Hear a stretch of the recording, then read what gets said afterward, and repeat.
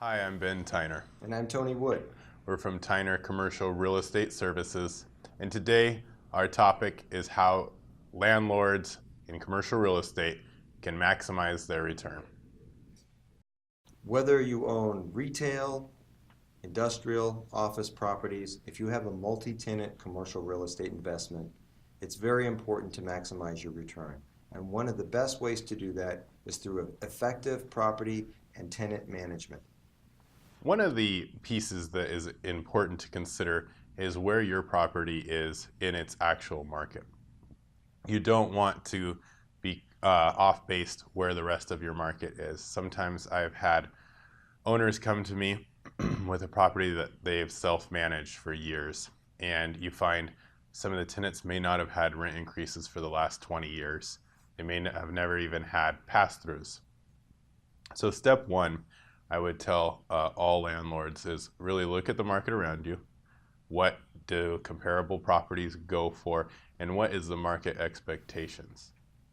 So that's a very good point. The market conditions really are an important thing to look at when you're reviewing the status of your property as it sits in the marketplace and how your tenants' rents compare to either above, below, or on average to the market itself. Again, as we've reiterated in previous videos, it's so important to know your leases well. When you're purchasing a property or you've had it for a long time, things fall through the cracks. You want to understand how the lease permits a landlord to pass through expenses, whether it's your standard annual rent increases or increases in expenses going forward, and that the billing and the tracking of those expenses are properly accounted for and passed through the tenants as agreed in the lease. As Ben said, many times we meet clients who either are not clear how those can be done or didn't even know they could do them, costing them not only thousands of dollars, but impacting the value of the property directly. A cap rate is directly related to the net operating income. If you're not doing pass-throughs, that's money you're leaving on the table that could be attributed toward value. So to review with regards to market comparisons and tenant retention, it's very important to understand where your rents sit in the market, whether they're high, low, or meeting the market. And then really our next step is to take a look at how to retain your tenants if you think that's the direction to go, or is it time to really consider the loss of a current tenant to replace with a newer, higher paying, or better quality credit tenant. This is a great point. When you look at your current market and you look at the current market vacancy and where your tenants are paying, I'm going to actually expand on the concept of maybe it's time to invest in a future better tenant. So if the economy is recovering and vacancy rates are not very high, and there's more demand by better credit tenants, you can consider and make the evaluation, what will it cost to work with my problematic tenant versus what type of return could I expect from a better tenant? When you have a vacancy, you are going to definitely have some expenses. You're going to have the expense of first removing your problem tenant, and hopefully this can be resolved before having to actually go and file an unlawful detainer case. But if that happens, you can consider that cost, and then you're going to have to consider the cost of retrofitting the space, the tenant improvements that would be required, or the allowance that would be required for your higher credit tenant, and the brokerage fees that would go along with that. Also, you want to consider how long a space is sitting vacant on the market, because you're going to have lost income during this period. So that's a good point. I would also point out that it doesn't have to be a problem tenant in order to look at this. You may just have a tenant that has a lease that's expiring sooner or later, and you're reviewing what they're paying, what you think you can get them up to in terms of rent, versus if I vacate that space and maybe the market is considerably higher, is it worth the downtime of the vacancy, the cost of any tenant improvements and any brokerage fees to invest into the property to get that rent up higher where you want it to be? in order to ultimately have higher values and higher cash flows. So this is an ongoing situation that you want to visit on a regular basis.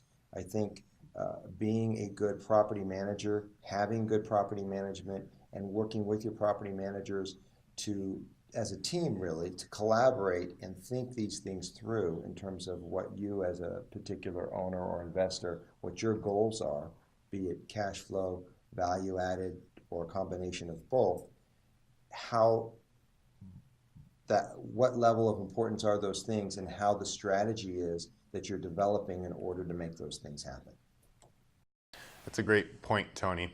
And it also brings up, in talking about property management, how important it is to really maintain your center, maintain a good look, a cared for look in a center that actually has tenants that can be proud of where they're at.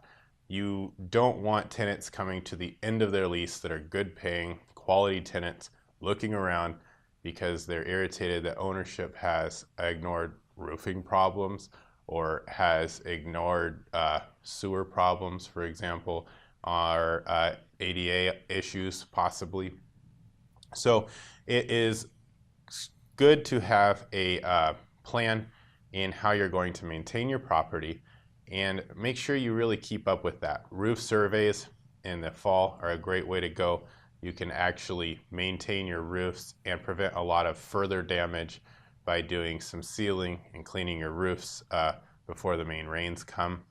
Also, having a certified access specialist look at your property, look at ingress, egress issues, and make sure that disabled persons can visit the facilities and don't have issues there as well. And having some type of a plan to keep your property up to date, and just your general maintenance and the way the property looks, from your paint to your landscapers, and just keeping an eye on that and really making sure that the property has a good image. That's very important. The image of your property is important. As a matter of fact, our first step to maximizing your return might have been select well.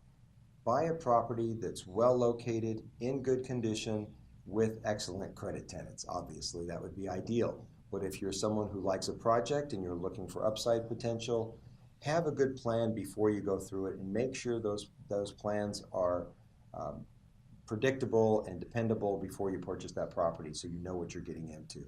But absolutely, in fact, you could survey tenants from time to time. Ask them, how are things going? What could we do to make your experience as a tenant better? We won't necessarily always do those things, but it's good because sometimes you'll hear about something you weren't aware of.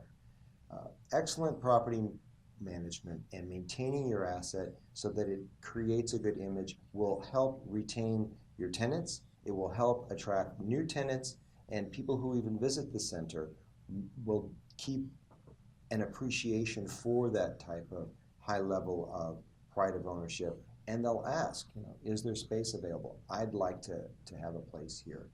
Another thing, deferred maintenance can be particularly damaging. If you have a property, say for example, that has a water feature and the water feature fails, sometimes people just ignore it. And it really is helpful that if you're not going to repair the water feature, either remove it, transform it into a landscaped area, but don't just leave it broken down for months or years into the future. It just has a bad reflection on you as a property owner, the property's reputation as being well kept.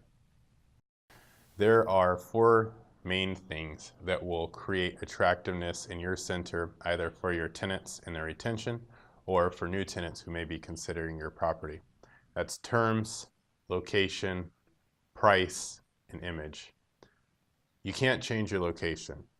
And before you start considering dropping price to retain tenants or to attract new tenants, it really is important to consider the image of your property. This is why maintenance is so important. And also what type of terms would make sense and are financially feasible. Yeah, I think that's good. And remember, a property, whether it is an office or retail, whatever it might be, if you've got a multi-tenant property with an existing tenancy of whatever it might be, you have a reputation. The property develops a reputation, and many times landlords get a reputation, either for being terrific to work with, deal makers, people who really take good care of their tenants, or people who are not uh, considering tenants' situations all the time, don't have good tenant retention, have a high turnover, or just frankly don't manage their property well. So you obviously want to have an excellent reputation as an owner, landlord, and a good property image to get the highest possible return on your investment. And when a market's shifting, especially downwards, and there's not new businesses moving into a market, you become one of two landlords. You're either a landlord who sins or a landlord who receives tenants. And you really do have to look at, you are in competition with the other landlords. And so you want to really consider the way your property is maintained and the way leasing your property makes your tenants feel. Fortunately, the market's on an upswing right now, so landlords have favorable conditions, and if they follow some simple rules, they'll really be able to set themselves up with a good return on their investment and have tenant retention and enjoy the covering market that we're in. Thanks for watching. Again, you can visit us on our website, tynercommercial.com, or our channel. Subscribe below. Thank you. Send us your questions, and we'll try to address it in one of our next videos.